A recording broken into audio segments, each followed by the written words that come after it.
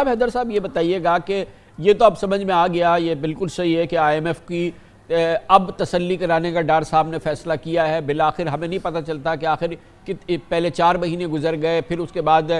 15 دن پہلے کی بات ہوئی جب ایم ای ایف پی ہو گیا، پھر ایم ای ایف پی کے بعد اب تقریباً 3 ہفتے ہو گئے ہیں، اب یہ بات ہو رہی ہے۔ مگر دیکھیے میں یہ سمجھنے کی کوشش کر رہا ہوں کہ پہلا آج جو ایکسچینج ریٹ جو ہے اس کو کھولا گیا تو بنیادی طور پہ آئی ایم ایف تو یہ کہہ رہا ہے کہ مارکیٹ بیسڈ ہو۔ اس بات کی کیا گارنٹی ہے کہ آج جو 285 سرکاری ریٹ پہ روکا گیا ہے کہ یہ دراصل اصل مارکیٹ ریٹ ہے؟ کیونکہ ابھی تو ہم امپورٹس کی اجازت ہی نہیں دے رہے، ابھی تو ہمارے یہاں بالکل ایل سیز پہ کرفیو لگا ہوا ہے۔ ہمیں کیا پتا کہ حقیقی ریٹ کیا ہوگی جب یہ امپورٹس کی ہم اجازت دیں گے یا ایل سیز کھلے گی، اور پھر اس وقت یہ ریٹ اور اوپن مارکیٹ کا ریٹ کیا ہوگا یہ ہم اب کل دیکھیں گے، پرسوں دیکھیں گے۔ دوسری بات یہ ہے کہ انٹرسٹ ریٹ جو ہے وہ اس لیے بڑھایا گیا ہے کہ انفلیشن بہت زیادہ بڑھ رہا ہے، تو انفلیشن تو ابھی بھی اس سے کہیں زیادہ بڑھا ہے، تو آئی ایم ایف کی کیا اس کی تسلی ہو جائے گی؟ کیا وہ جو فری مارکیٹ ریٹ ہونا چاہیے ایکسچینج ریٹ وہ تسلی ہو جائے گی؟ اور یہ بجلی کی ایک اور تیسرا سوال میں بڑا امپورٹنٹ پوچھنا چاہ رہا ہوں میں میرے بھائی مہتاب حیدر صاحب،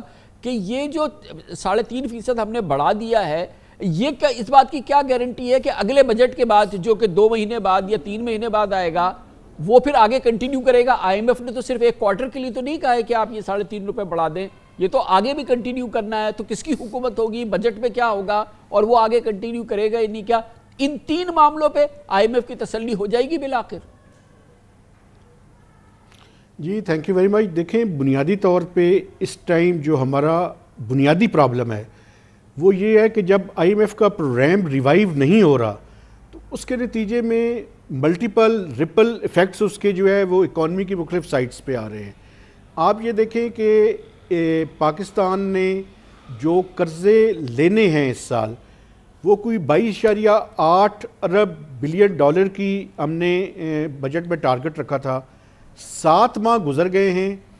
اور ابھی تک جو قرضے ہم ملٹی لیٹرل اور بائی لیٹرل سے اور ڈپازٹ سے اور کمرشل لونز اور نیا پاکستان سرٹیفکیٹ سے جنریٹ کر پائے ہیں وہ صرف 6.1 بلین ڈالرز ہیں، جبکہ پچھلے سال اسی عرصے میں کوئی 12 بلین ڈالر سے زیادہ تھے، کوئی تقریباً 50% کی ڈکلائن ہے اس کے اندر۔ اس کی بنیادی وجہ یہ ہے کہ ہم آئی ایم ایف کا پروگرام ریوائیو نہیں کر سکے، اور آئی ایم ایف کا پروگرام ریوائیو نہ ہونے کی 3-4 وجوہات ہیں جو ابھی آپ نے بیان کی ہیں۔ ان میں سے ایک وجہ جو آئی ایم ایف نے بڑے کلیئرلی پاکستان کو کنوے کی، انہوں نے یہ کہا کہ آپ کا جو انٹر بینک اور جو پشاور اور بارڈرنگ ایریا کا ریٹ ہے اس کے درمیان 25 سے 30 روپے کا فرق ہے۔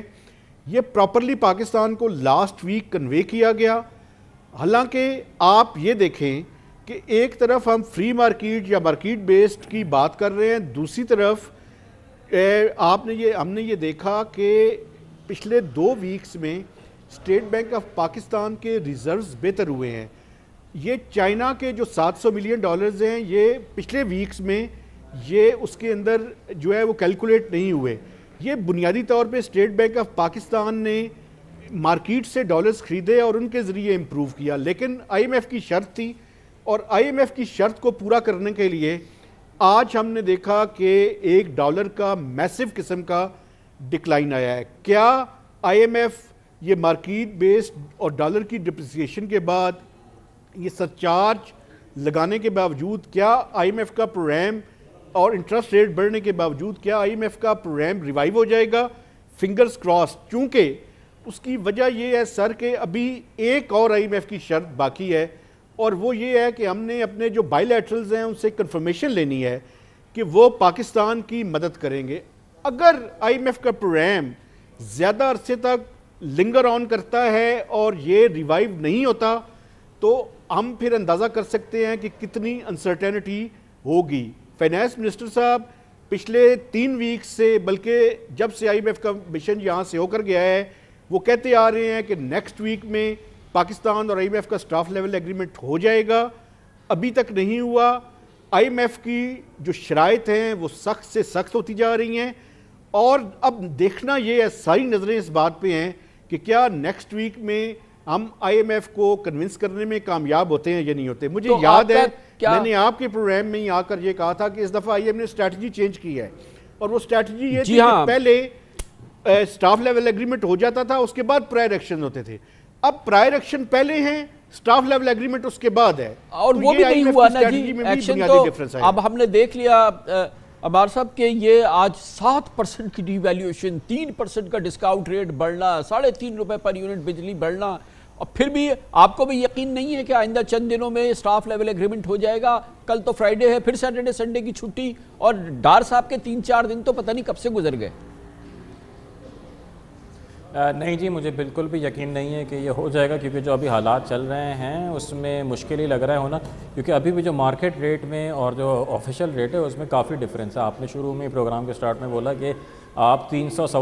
305، 310 میں بھی جو ہے آپ کو ڈالر نہیں مل رہا، تو مارجنل ریٹ وہی ہے. اور امپورٹ کی ایل سیز آپ نے جب سے روکی ہوئی ہیں، 6-8 مہینے ہو گئے ہیں جب سے روکی ہوئی ہیں، اور یہ کھل نہیں پا رہی. تو وہی والی بات ہے، جیسے ہی وہاں سے ایک سپلائی کا پریشر، ڈیمانڈ کا پریشر آئے گا تو ریٹ اوپر ہی جانا ہے. تو میں بالکل اس میں سرپرائز نہیں ہوں گا کہ یہ 300 تک بھی ہم ٹچ کریں، اور تب جا کے شاید جو ان آفیشیل ریٹ ہے اور آفیشیل ریٹ ہے اس میں جو ڈفرینس ہے اس کا وہ ختم ہو جائے.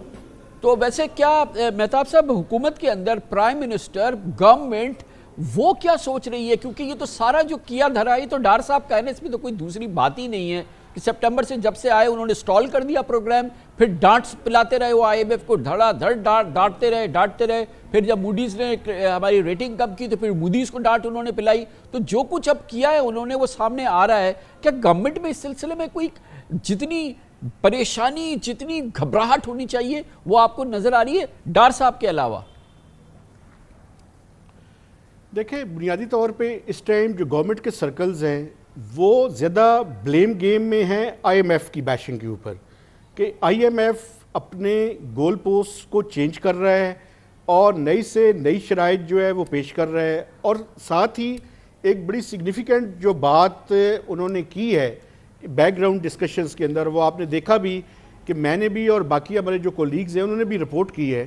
وہ یہ کہہ رہے ہیں کہ آئی ایم ایف کا اور ورلڈ بینک کی ٹریٹمنٹ پاکستان کے ساتھ ایسے ہی ہے جیسے کہ 1998 میں تھی. مگر کیونکہ آپ کو یاد ہوگا کہ 1988 میں بڑی سی سمپل سی بات ہے کائنڈلی یہ دیکھیں کہ جس سے آپ نے بورو کرنا ہے اس کی ایسی شکایتیں لگا کے اس کے خلاف خبریں آپ چھپائیں، ان کو کہیں کہ جی کہ ہمارے ساتھ بڑی زیادتی ہو رہی ہے، منہ در منہ آپ ان کو کہیں کہ ہم آپ کی کیئر نہیں کرتے، ہم آپ کی ویلیو نہیں سمجھتے، ہم آپ کو ان کو زبردست طریقے سے سنائیں، اس کے بعد ہم ایکسپیکٹ کریں کہ ہمیں ہمدردی ملے گی کچھ.